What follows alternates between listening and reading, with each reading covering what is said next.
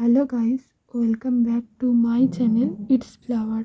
Guys, আজকে তোমাদের আমি দেখাবো কিভাবে বাড়িতে খুব সহজ পদ্ধতিতে বর্তুলিকা গাছ লাগানো যায়। প্রথমে বেলে মাটি লাগবে, হলুদ গোলার জল লাগবে আর নর্মাল ওয়াটার লাগবে। একটা কন্টেইনার নেবে। আমার কাছে যেহেতু টব নেই তাই আমি এই কন্টেইনারটা নিয়েছি। এর মধ্যে মাটি দিয়ে ভরাট করার পর তোমরা প্রথমে বর্তুলিকা গাছের ডালগুলোকে লাগিয়ে দেবে।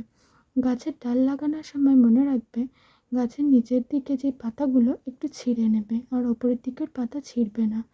এরকমভাবে পরপর লাগাবে।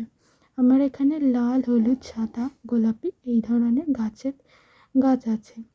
খুব সুন্দর লাগে এগুলো, দেখো তোমরা। এরপর একটু গাছ লাগানোর পর গাছের গোড়ায় হলুদ গোলা জল দেবে আর পাতাতেও দেবে। আমাদের বাড়িতে যেহেতু পিঁপড়ে আছে আর আমরা কোনো কেমিক্যাল দিচ্ছি না, তার জন্য তোমরা এই হলুদ গোলা জল দিতে পারো, এতে পিঁপড়ে আসবে না। দেখো এবার গাছগুলো এরকমভাবে লাগানো হয়েছে।